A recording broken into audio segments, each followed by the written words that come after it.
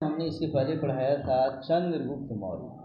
मौर्य काल के बारे में मैंने बोला बच्चा कि 3 शासक ऐसे हैं जिनको तुम्हें जानना है।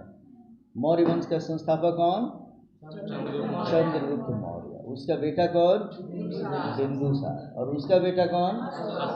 इस तीनों के बारे में अगर हम पढ़ लेते हैं तो समझो कि मौर्य काल हमारा समाप्त है। मैक्सिमम क्वेश्चन इससे पूछता है। चंद्रगुप्त मौर्य चूँकि संस्थापक था तो उसके बारे में डिटेल्स हम लोग पढ़ लिए हैं। बिंदुसार के बारे में थोड़ा सा कम पूछता है, लेकिन पूछता है। ऑब्जेक्टिव क्वेश्चन में इससे ज़्यादा पूछता है। हम लोग आज पढ़ेंगे बिंदुसार। पढ़ते हैं, किसको पढ़ने जा रहे हैं बच्चे? बिंदुसार को हम पढ़ रहे हैं, ठीक है ना। चलो, तो जिस बिंदुसार को हम पढ़ने जा रहे हैं बच्चे, इसके बारे में जानेंगे कि बिंदुसार चंद्रगुप्त मौर्य का पुत्र था। किसका पुत्र था जी? चंद्रगुप्त मौर्य का पुत्र था तथा सम्राट अशोक का पिता था। बीच की कड़ी है, याद रखेंगे। 1 नंबर में चंद्रगुप्त मौर्य, उसका बेटा कौन? बिंदुसार। अब बिंदुसार का बेटा कौन? Ashok the great. ये तीनों ही पढ़ना हम लोग को। कहता है यूनानी इतिहासकारों ने बिंदुसार को अमित्रोचेटस कहा है। क्या कहा है बच्चे? काफी इंपॉर्टेंट, स्टार लगाता हूँ, इसे समझ लेना। पूछता है परीक्षा में कि अमित्रोचेटस किसे कहा जाता है? क्या बोलोगे तुम लोग? बिंदुसार। कहता है इसका संस्कृत में अर्थ अमित्र घात होता है, अर्थात शत्रुओं का नाश करने वाला। वह व्यक्ति जो बिंदुसार का मित्र नहीं है, माने अमित्र है, उसका नाश कर देता था कौन? बिंदुसार। इस तरीके से बच्चे परीक्षा में अगर पूछ दे अमित्र घात के नाम से किसे जाना जाता है, क्या बोलोगे तुम लोग? बिंदुसार। अमित्रोचेटस किसे कहा गया है? क्या बोलेंगे? बिंदुसार। इतना समझ में आ गया बच्चा? अरे यस नो वेरी गुड बोला करना है, समझा कि नहीं? इतना समझ गया तो अब इसके आगे फिर हम समझते हैं यहाँ से। कहता है कि परिशिष्ट पर्वन में, परिशिष्ट पर्वन पुस्तक का नाम है बच्चे, बिंदुसार का नाम बिंदुसार मिलता है। अब देखो, अशोक के बेटे का नाम बिंदुसार था। आईएएस के एग्जाम में, पीसीएस के एग्जाम में ये पूछता है कि उसका नाम बिंदुसार था, ये कैसे तुम्हें पता है? तो हम बोलेंगे परिशिष्ट पर्वन जो पुस्तक है उसी में इसका नाम बताया गया है बिंदुसार। समझ में आ रहा है ठीक से? हमने बताया इतिहास जो है बच्चे साक्ष्य पे आधारित होता है। कोई भी शब्द अगर हम बोलते हैं तो उसका कोई न कोई प्रमाण देना पड़ता है। अगर उसका ऑथेंटिक प्रमाण है तो वह इतिहास है, ऑथेंटिक प्रमाण नहीं है तो इतिहास नहीं है। मान लो शिल्पी कुमारी सुबह में रोटी भुजिया खाई थी और यहाँ आकर इतिहास लिख देती कि मैं सुबह में रोटी भुजिया खाई थी, तो वो इतिहास होगा कि नहीं होगा? क्योंकि उसके साक्ष्य नहीं है। आ रहा समझ में ना? साक्ष्य होना चाहिए बच्चे। कहते दिव्यावदान के अनुसार, दिव्यावदान भी पुस्तक का नाम है, उत्तरापथ की राजधानी तक्षशिला में बिंदुसार के समय 2 विद्रोह हुए। याद रख लेना बच्चे।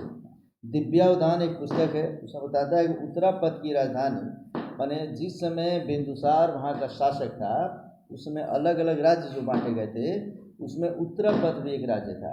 उसकी राजधानी थी तक्षशिला। कहाँ थी जी? तक्षशिला। काफ़ी इंपॉर्टेंट तक्षशिला। प्राचीन काल में जैसे अभी नालंदा विश्वविद्यालय, तक्षशिला विश्वविद्यालय, ये सब ऐसे ऐसे, विक्रमशिला विश्वविद्यालय, ये सब ऐसे थे जो काफ़ी फेमस थे बच्चे। तो तक्षशिला में बिंदुसार के समय 2 विद्रोह हुआ था। कितना विद्रोह? और तुम्हें पता होना चाहिए बच्चे, इसी विद्रोह को दबाने के लिए बिंदुसार ने अशोक को भेजा और अशोक गया तो अपने जवानी के आलम में ही इस विद्रोह को दबा के दिया और पूरे मौर्य साम्राज्य में वो फेमस हो गया कि जो राजकुमार है वो बहुत शक्तिशाली है। विद्रोह को आसानी से उन्होंने दबा दिया। कहता सीरिया के शासक एंटियोकस प्रथम का राजदूत डाइमेकस बिंदुसार के दरबार में रहता था। काफ़ी इंपॉर्टेंट, ये परीक्षा पूछता है बच्चे। डाइमेकस कौन था?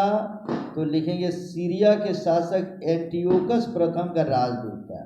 किसका राजदूत था? एंटियोकस प्रथम। नाम बोलो। पूछता है कि एंटियोकस प्रथम के राजदूत का नाम क्या था? डाइमेकस। क्या बोलेंगे? और डाइमेकस जो एंटियोकस प्रथम का राजदूत था, एंटियोकस प्रथम किस देश का शासक था? सीरिया का। किसका था? सीरिया का। यह बिंदुसार के दरबार में रहता था बच्चे। कई सारे राजदूत अलग अलग लोगों के दरबार में रहा करते थे। बता सकते हो चंद्रगुप्त मौर्य के दरबार में एक यूनानी राजदूत रहता था, यूनानी एक इतिहासकार भी रहता था। कौन? मेगास्थनीज, जिसने किस पुस्तक की रचना किया? इंडिका का। और उसने मौर्य साम्राज्य के बारे में बहुत कुछ लिखा बच्चे। तो कहता है, इसे समझ लो आगे चलकर, यूनानी लेखक एथेनियस के अनुसार, एथेनियस यूनान का लेखक है, जैसे मेगास्थनीज लेखक था उसी प्रकार ये कौन है जी? एथेनियस, ये भी यूनानी लेखक है। उसके अनुसार बिंदुसार ने पत्र व्यवहार के माध्यम से एंटियोकस प्रथम से 3 वस्तुओं की मांग की। ध्यान से समझो, हमारे यहाँ बिंदुसार का शासनकाल था और उस समय सीरिया का जो शासक था एंटियोकस प्रथम, उसका एक राजदूत रहता था बिंदुसार के दरबार में, जिसका नाम था डाइमेकस। क्या नाम था? डाइमेकस।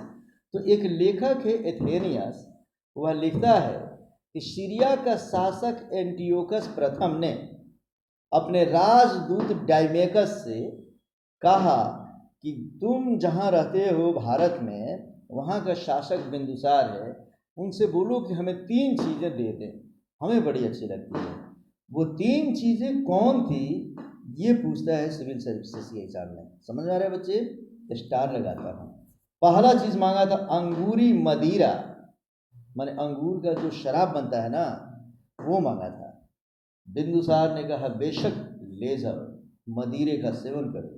आ रहा समझ में? दूसरा मांगा अंजीर। अंजीर समझते हो?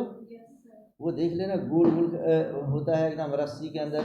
लोग कहते हैं कि अंजीर का सेवन करोगे तो तुम लोग जीवन भर जवान बने रहोगे बच्चे। दूसरी बात, चेहरे पे बुढ़ापा जल्दी नहीं आएगा। समझ में आ गया ना जी? तो अंजीर मांगा। तीसरा क्या मांगा था? यूनानी दार्शनिक की मांग किया था। उसने बोला था कि एक दार्शनिक भी मुझे दे दो, फिलोसफर दे दो, एक विद्वान दे दो। और तुम्हें पता है बच्चे बिंदुसार ने क्या किया? कहता कि एंटियोकस प्रथम ने 2 वस्तुएं, अंगूरी मदिरा तथा अंजीर भिजवा दिया था।